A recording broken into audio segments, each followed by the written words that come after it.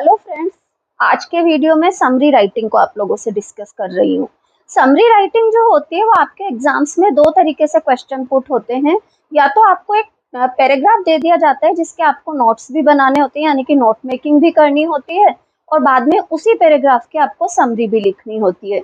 या कई बार ऐसा होता है कि आपको डायरेक्टली एक पैराग्राफ दे दिया जाता है, आधा पेज एक पेज का, और उसकी आपको समरी लिखनी होती है।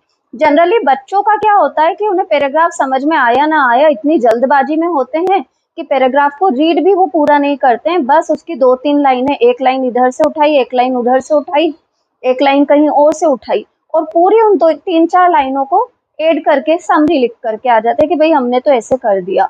इससे अच्छा है कि किसी भी टॉपिक पर कमांड बनाए, क्योंकि ग्रामर जो होती है ना, मैं हमेशा अपने स्टूडेंट्स से कहती हूँ, grammar needs patience and practice. अगर आपको ग्रामर पर कमांड बनानी है तो ये बहुत ज़्यादा ज़रूरी है कि आप ग्रामर की प्रैक्टिस कंटिन्यू करें। पेशेंटली जो भी चीज़ आपको दी गई है उसको पढ़ें।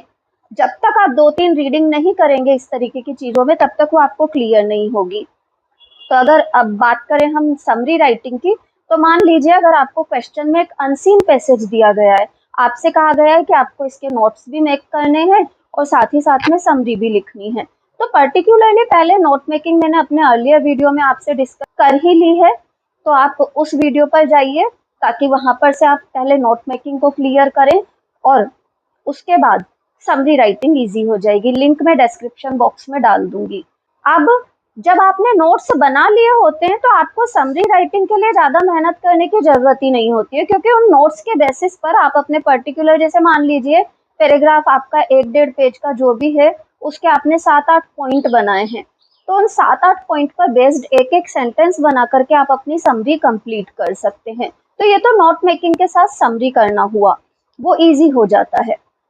पर जब आपको केवल समरी करनी है, you are not given instruction to do note making, तो फिर आपको क्या करना है, आपको वही पैराग्राफ की दो तीन रीडिंग करनी है। तीसरी रीडिंग के टाइम वही पैराग्राफ में जो जो इम्पोर्टेंट चीजें हैं उन्हें अंडरलाइन कर लीजिए। अब आपको नोट मेकिंग नहीं करनी है, बल्कि आपको जो जो चीजें इंपॉर्टेंट आपने अंडरलाइन की है उनके बेस पर एक एक सेंटेंस डेवलप कीजिए अपना।